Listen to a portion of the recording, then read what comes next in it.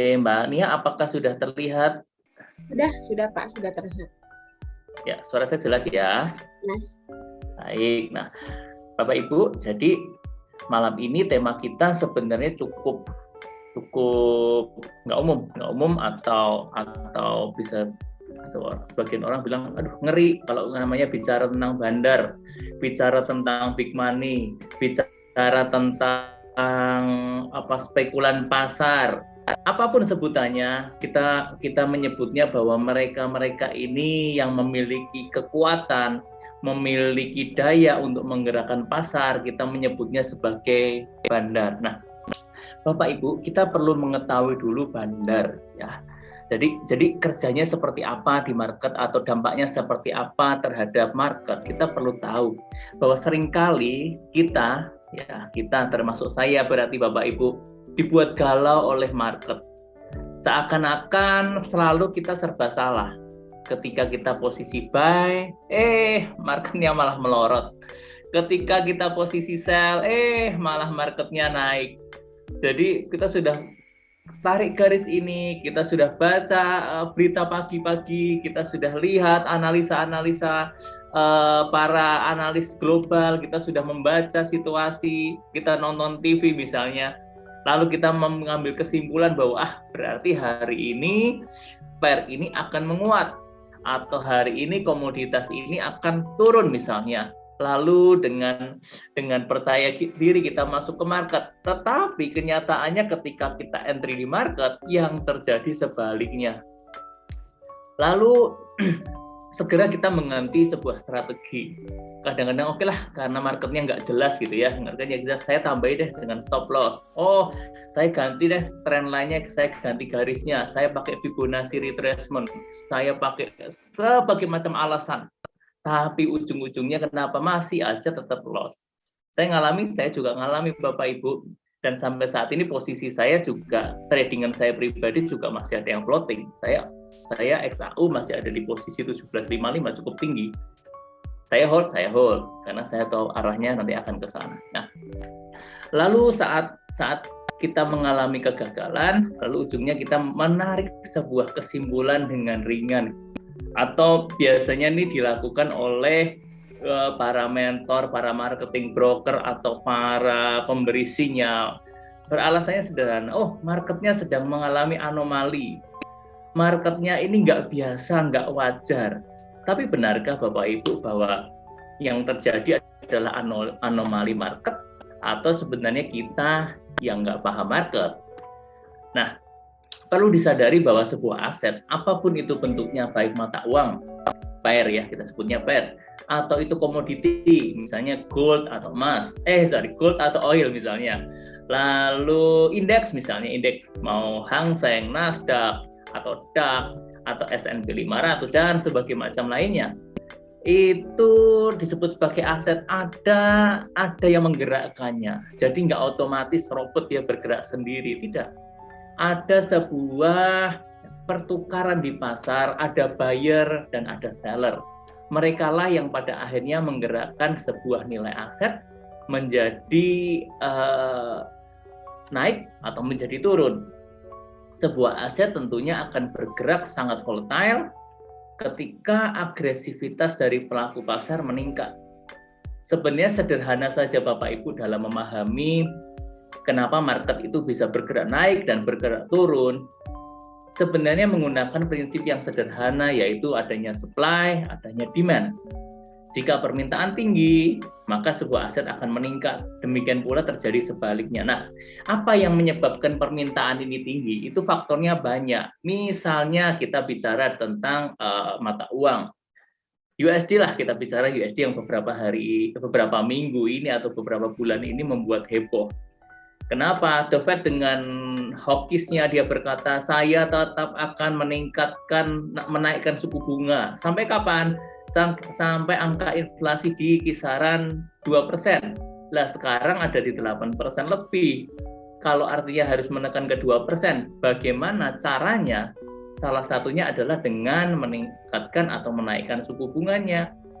Alhasil ketika sebuah negara yang sedang baik-baik saja, yang nggak ada masalah, kelihatannya ya Bapak Ibu nggak ada masalah, pertumbuhan GDP-nya walaupun kemarin 2 kali minus, tapi jumlah tenaga kerjanya kok meningkat. Terus nilai-nilai lain faktor ekonominya membaik, maka dikatakan, makanya Joe Biden bilang nggak ada resesi. Itu cuma sebuah angka saja. Nah, ketika sebuah negara yang katanya sedang baik saja memberikan indikasi bahwa dia akan menaikkan suku bunga, dalam hal ini bukan tujuannya cuma satu, yaitu untuk menekan angka inflasi. Maka berbondong-bondong para investor akan mencari mata uang tersebut, mengumpulkan mata uang dari luar untuk kembali ke negaranya, akan membuat sebuah aset diburu, membuat dia mengalami kenaikan atau lonjakan harga. Nah, dengan demikian USD melawan pair manapun lah, dampaknya yang lain akan turun, sedangkan dia menjadi berjaya. Berdampak pula terhadap aset safe haven lainnya, misalnya terhadap emas. Kita tahu hari ini emas di depan saya 1699, padahal saya punya posisi 1755 jauh, sudah 50 poin 500, sudah turun sangat besar tentunya. Nah, Bapak Ibu, jadi adanya prinsip supply demand ini membuat kita berpikir sederhana, kenapa sebuah aset bergerak naik, kenapa sebuah aset bergerak turun. Siapapun pelakunya, kalau pelakunya retail tentu menggerakkannya sedikit, tetapi ada orang-orang yang memiliki daya yang besar, sehingga membuat aset ini ketika beliau itu masuk ke dalam market, terjadi volatilitas yang tinggi. Nah, di dalam trading forex atau komoditi atau indeks, biasanya umumnya dikenal 3 jenis analisa sebelum para trader profesional itu melakukan entry di market, yaitu analisa fundamental. Ini yang paling umum. Analisa fundamental itu berbicara mengenai keadaan sebuah ekonomi. Pasti Bapak Ibu sudah tahu ya, pagi-pagi di dalam grup itu selalu dikirim sama Pak Roni dari MRG. Beliau mengirimkan mengenai ada berita-berita juga, atau dari Pak Steven atau dari mentor Bapak Ibu dalam grup mengirimkan berita-berita, mengirimkan rencana atau planning untuk rilis data ekonomi. Itu adalah analisa fundamental yang akan mempengaruhi sebuah pergerakan mata uang di hari itu. Lalu berbicara mengenai analisa sentimental, biasanya saya kirim data ini setiap hari Senin pagi dalam grup. Nah, juga oleh Bapak Ibu mentor yang lain juga pasti akan kirimkan. Data sentimental ini adalah data statistik yang mencatat pergerakan dari pelaku pasar besar terhadap satuan mata uang tunggal Bapak Ibu. Jadi, analisa sentimental ini bukan berbicara per USD GBP, bukan. Analisa sentimental ini berbicara bagaimana pelaku pasar memiliki sikap terhadap sebuah mata uang, misalnya USD, atau misalnya Euro, atau misalnya Swiss franc dan lain sebagainya, atau bagaimana sebuah pelaku pasar bertindak terhadap misalnya emas atau oil, atau terhadap indeks misalnya Nasdaq misalnya. Itu adalah analisa sentimental. Lalu analisa teknikal adalah analisa berdasarkan historis. Jadi angka tertingginya di mana bulan ini, terendahnya di mana, kira-kira pergerakan market akan di sini dan di sini, menarik garis, Fibonacci retracement dan macam-macam adalah analisa teknikal. Dan rasanya analisa teknikal adalah analisa yang paling banyak ditunggu, paling banyak dikirimkan di dalam berbagai media sosial untuk menjadi sebuah rencana atau sebuah usulan untuk trading hari ini, plan trading hari ini. Nah, ini contohnya Bapak Ibu, bagaimana sebuah analisa sentimental itu bekerja, karena tema hari ini adalah mengenai analisa sentimental, jadi kita perlu tahu analisa sentimental itu kerjanya seperti apa, fungsinya apa. Misalnya ada sebuah news, ada sebuah berita bahwa mata uang akan cenderung menguat jika ada kebijakan moneter. Misalnya seperti yang sekarang, USD akan menguat. Kenapa? The Fed memberikan sebuah pengumuman atau The Fed memberikan sebuah rencana untuk terus menaikkan suku bunga hingga akhir tahun, hingga mencapai inflasi 2%. Lalu kita lihat juga laporan-laporan misalnya mengenai data ekonomi sebuah negara. Oh, ternyata retail sales-nya naik. Artinya apa? Yang perekonomian itu jalan. GDP naik, inflasi bertumbuh dengan wajar, maka mata uang akan cenderung menguat. Yang ketiga, tingkat pengangguran berkurang, jumlah pekerjaan bertambah, jumlah pekerjaan naik. Maka itu akan juga memengaruhi sehat atau tidak sehatnya sebuah negara yang pada ujungnya akan memberikan kekuatan bagi mata uang itu untuk diburu investor. Nah, namun seringkali Bapak Ibu, tadi seperti sudah diceritakan singkat di awal, bahwa kejadiannya malah sebaliknya, yang orang seringkali bilang ini anomali market. Ini terjadi sebuah anomali yang nggak wajar. Nah, jadi analisa sentimental apa? Analisa sentimental adalah big money. Kita menganalisa big money atau orang sebutnya bandar atau kita sebutnya smart money sedang bergerak kemana? Ketika semuanya mendukung untuk naik, tetapi tiba-tiba sebuah aset harganya turun, kita tahu bahwa di situ big money sedang bergerak ke arah sebaliknya. Sampai kapan? Ingat Bapak Ibu bahwa analisa sentimental ini kan mengamati dari pola pikir, dari tindakan para pelaku pasar. Sampai kapan? Sampai mereka memenuhi atau mendapatkan target mereka. Bandar atau big money sebenarnya memiliki tujuan yang sama seperti dengan kita Bapak Ibu. Jadi jangan dibayangkan bahwa big money atau bandar itu adalah sebuah persepakatan atau permufakatan yang memang mengacaukan pasar atau mengalahkan retail. Sebenarnya nggak seperti itu. Mereka pun perang antar bandar juga ada. Bahwa mereka big money itu jangan dibayangkan hanya 1-2 orang ketika mereka mau masuk ke pasar, lalu mereka saling diskusi, yuk kita beli apa hari ini? Oh beli gold, oke. Oh kita jual oil misalnya. Enggak seperti itu. Kita harus berpikiran luas bahwa yang namanya big money itu bisa berupa institusi, bisa berupa perbankan, bisa berupa orang personal yang memang memiliki keuangan dalam jumlah besar untuk masuk ke market, bisa juga brokernya itu sendiri misalnya. Banyak sekali, dan mereka diantaranya memang ada sebagian yang bekerja sama, yang ada korelasinya, tetapi sebagian besar karena ini seluruh dunia menggerakkannya global. Jadi tidak ada seperti itu. Mereka pun akan memiliki tujuan ketika mereka masuk ke market. Tujuan mereka menghasilkan profit, mendapatkan keuntungan. Apakah ada bandar nyangkut? Ada juga. Karena itulah makanya kadang-kadang kita lihat anomali tadi yang dikatakan anomali, bukan anomali. Mereka bergerak melawan fundamental, mereka bergerak melawan melawan teknikal. Kenapa? Karena mereka mau menyelamatkan aset mereka, mereka mau membuat profit dari apa yang mereka investasikan, Bapak Ibu.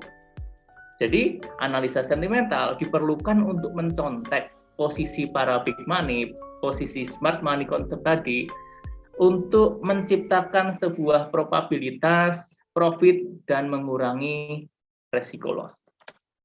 Nah, ada sebuah analisa untuk memahami pergerakan big money.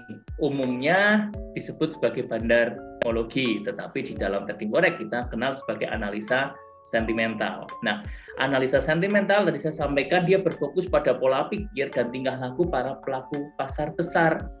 Dan juga apa Bapak Ibu, melihat posisi emosi dari trader lain.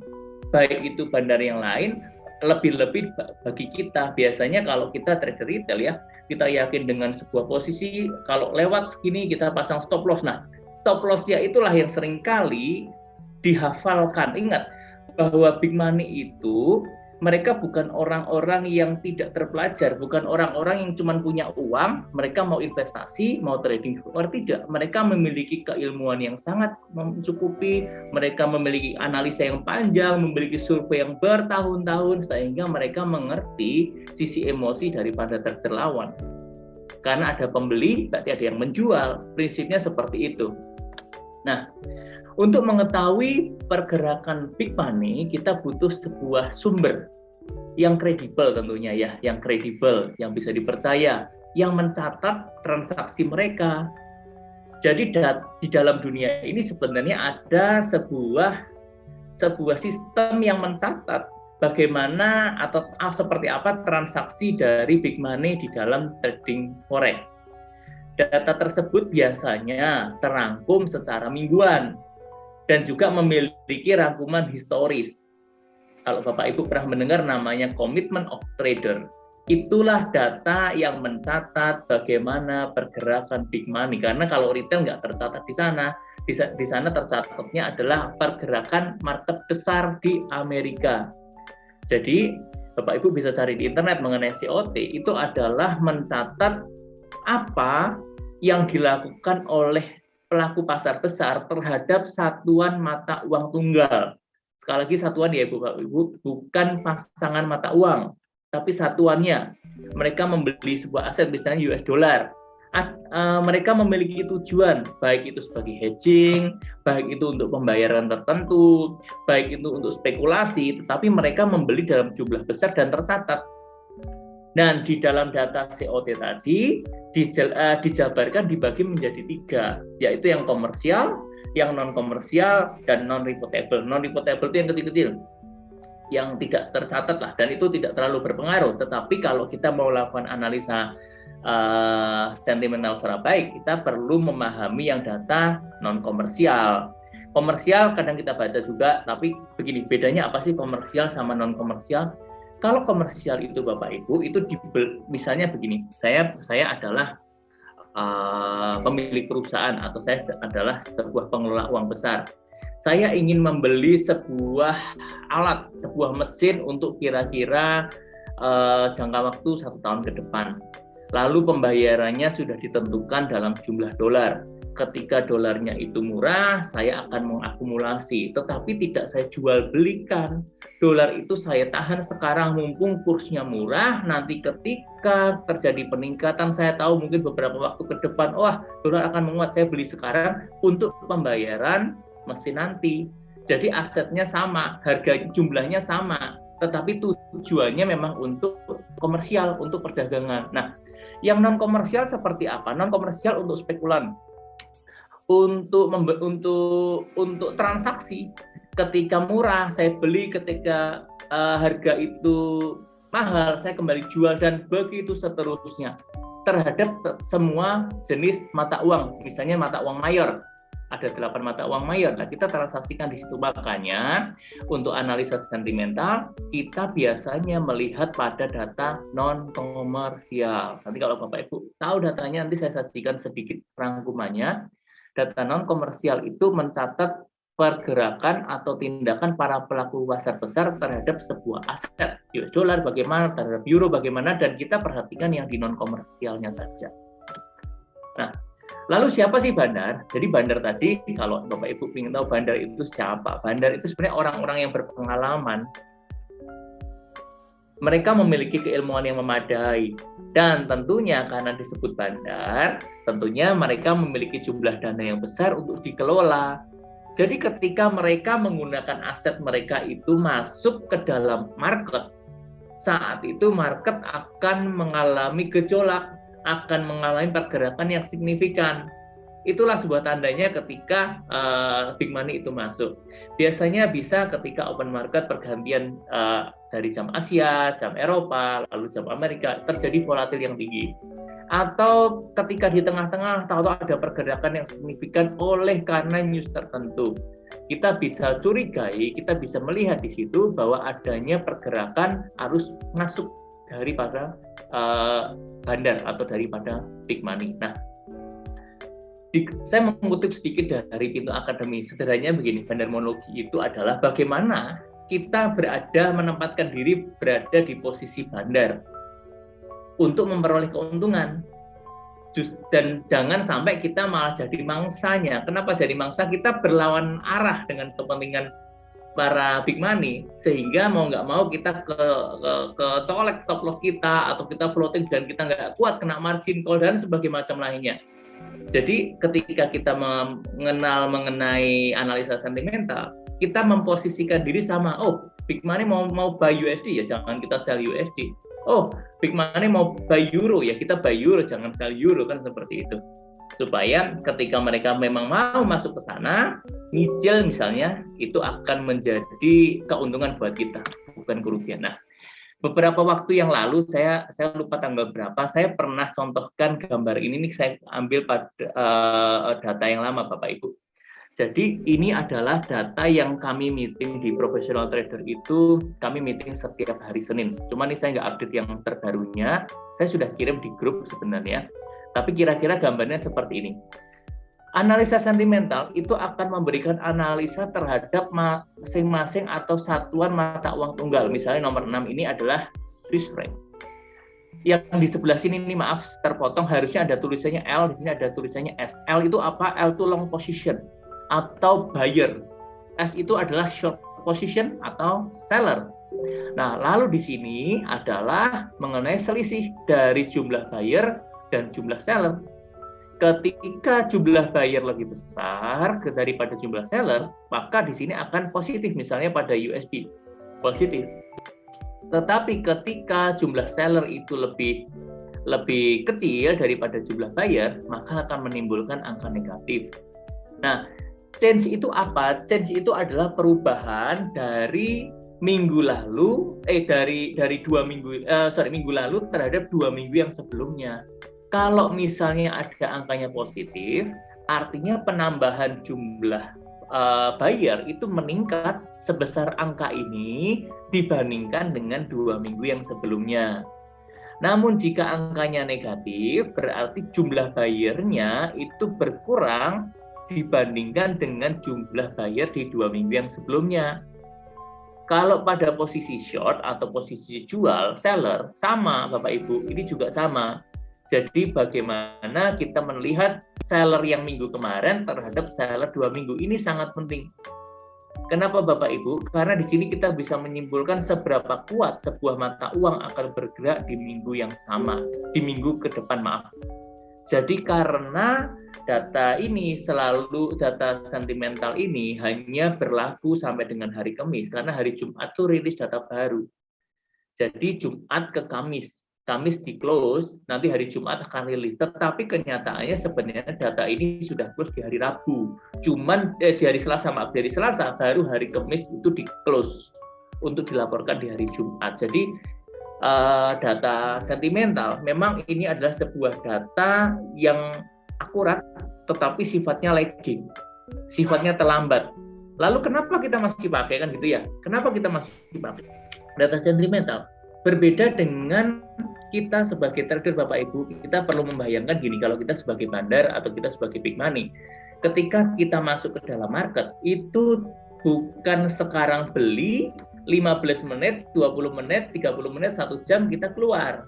Karena target mereka besar, target mereka itu minimal beberapa sampai dengan target mereka. Bisa beberapa hari, bisa beberapa minggu, dan itu bisa kita jadikan acuan. Selama mereka belum mengubah atau menarik posisi mereka, berarti analisa itu masih tetap berlaku.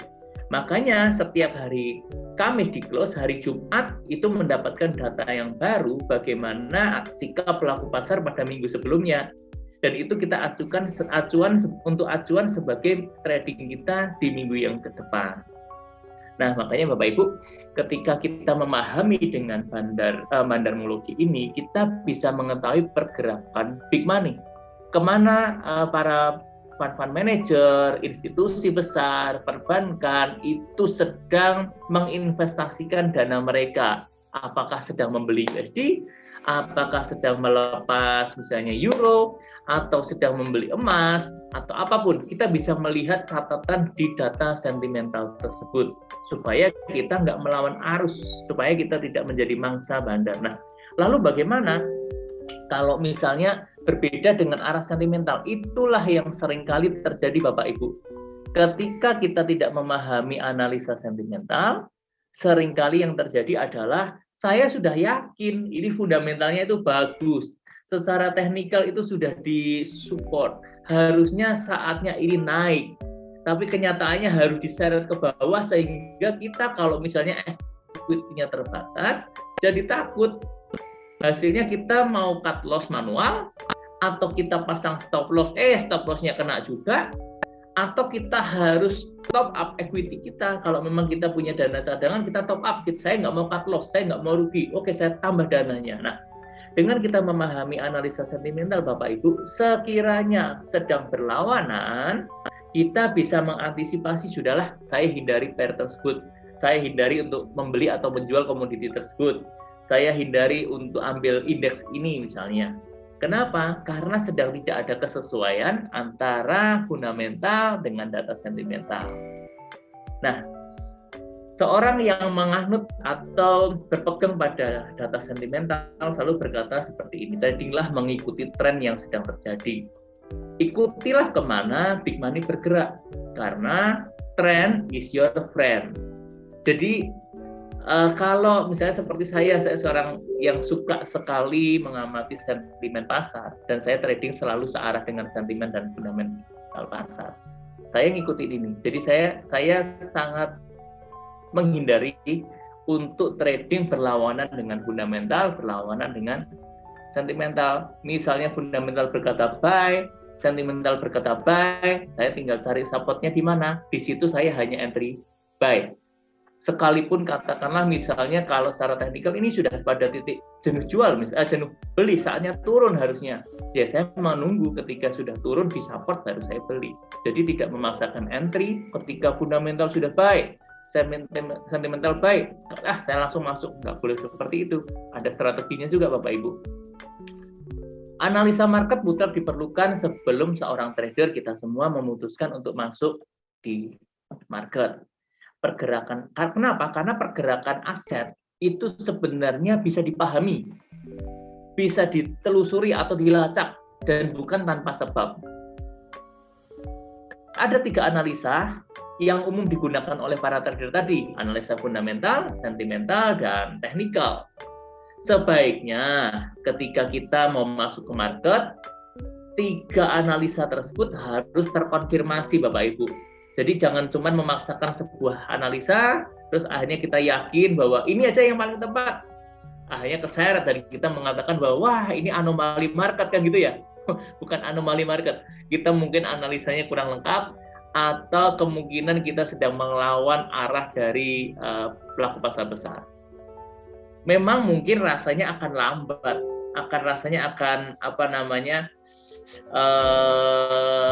kenapa nggak trading? Kenapa nggak entry posisi gitu ya? Seperti saya nggak tiap hari trading Bapak Ibu, saya nggak tiap hari trading, saya hanya menunggu waktu yang tepat, dan ketika saya sudah masuk, ya saya siap untuk dengan resiko, mau floating dulu kalau misalnya terlalu cepat, dan saya harus endingnya profit. Kecuali memang ternyata setelah 1 minggu saya lihat ada perubahan data sentimental. Ingat sentimental itu hanya berlaku 1 minggu Bapak Ibu. Jadi ketika ternyata saya misalnya ya Bapak, ini bukan rekomendasi buy, misalnya saya beli buy USD JPY misalnya, karena fundamental minggu lalu berkata USD itu buy, Japanese Yen itu sell, saya pasangkan saja dan saya beli. Ternyata di hari Jumat rilis data baru yang mengatakan bahwa USD sell dan Japanese Yen buy. Saya cut loss. Hari Senin ketika open market saya cut loss. Kenapa? Ya karena saya menganut sentimental, jadi saya harus mengambil keputusan. Apakah mungkin enggak tetap akan naik? Ya mungkin. Semua analisa itu kan melakukan probabilitas ya Bapak Ibu ya. Melakukan probabilitas, bukan analisa kita itu bukan menggerakkan market. Analisa kita itu adalah membuat sebuah probabilitas untuk profit dan mengurangi kerugian kita di dalam market. Nah, jadi Bapak Ibu, ketika kita sudah bergerak sesuai dengan fundamental, sesuai dengan sentimental, dan kita entry-nya secara teknikal, kita akan trading itu lebih nyaman. Mentor saya, Pak Steven, dan juga mentor di grup tempat Bapak Ibu ada, baik di tempat saya Ismet Trader Community atau di yang lain ya Bapak Ibu, itu berkata, selalu menasihatin kami para mentor dan juga grup-grup di professional trader, berkata gini, lebih baik kita tuh loss opportunity daripada kita loss equity. Maksudnya apa? Ketika kita nggak melihat bahwa market saat itu layak untuk kita masuk ke dalamnya, ketika kita nggak menemukan sebuah pasangan mata uang yang layak untuk kita buy atau sell, sekalipun misalnya benar, misalnya wah tadi kita harusnya, saya yakin ini buy, tapi fundamental buy, sentimental buy, technical sell misalnya seperti itu. Lalu kita ragu-ragu nih, apakah kita harus buy atau sell? Kita nebak kita harus sell aja deh, karena teknikalnya sudah overbought misalnya. Ternyata ketika kita masuk, benar itu bisa sangat terjadi. Tetapi alangkah baiknya kalau kita bukan seorang spekulan, kalau kita memang mau bertindak sebagai seorang trader profesional, ingat kita punya aset yang harus kita jaga, kita punya equity yang harus kita tingkatkan. Lebih baik kita melakukan rule trading dengan disiplin Bapak Ibu. Seringkali kegagalan kita dalam trading karena kita men-skip sebuah proses. Kita nggak disiplin, kita mengabaikan satu dua hal, sehingga ternyata satu dua hal yang lebih kecil tersebut malah menjadi loss, menyebabkan kerugian dalam trading kita. Baik, sampai di sini materi untuk trading ala bandar pada malam hari ini. Kalau Bapak Ibu ada pertanyaan,